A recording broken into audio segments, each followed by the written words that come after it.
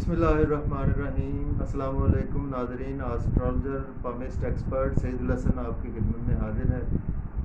तो आज नाज़रीन अब बात करेंगे हम बुर्ज सरतान के हवाले से कि बुर्ज सरतान वाले लोग कैसे होते हैं।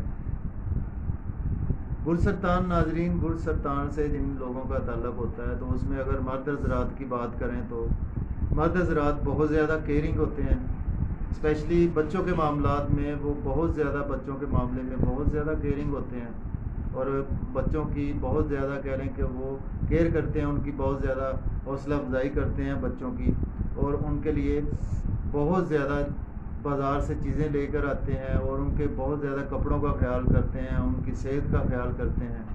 और इसके साथ साथ नाज़रीन वो अपनी शरीक हयात अपने पार्टनर की सेहत का भी बड़ा ख्याल करते हैं और उससे भी बहुत बेपनाह मोहब्बत करते हैं। और इसके अलावा अगर हम देखें तो बुर्ज सरतान वालों को जो है वो नाज़रीन अगर तो देखा जाए तो इनको जो खाने हैं वो अपने हाथ के बहुत ज़्यादा पसंद होते हैं। तो ये इवन के चाय भी बनाएंगे तो वो अपने हाथ से बनाकर पिएंगे। तो इन लोगों में ये खसूसियत पाई जाती है कि अगर कपड़े इस्त्री करना हो तो ये भी वो खुद ही करना पसंद करेंगे, वो किसी को नहीं कहेंगे। यानी इस मामले में बहुत ज़्यादा ये केयरफुल होते हैं कि अच्छा लिबास पहनते हैं और अच्छा नज़र आना चाहते हैं।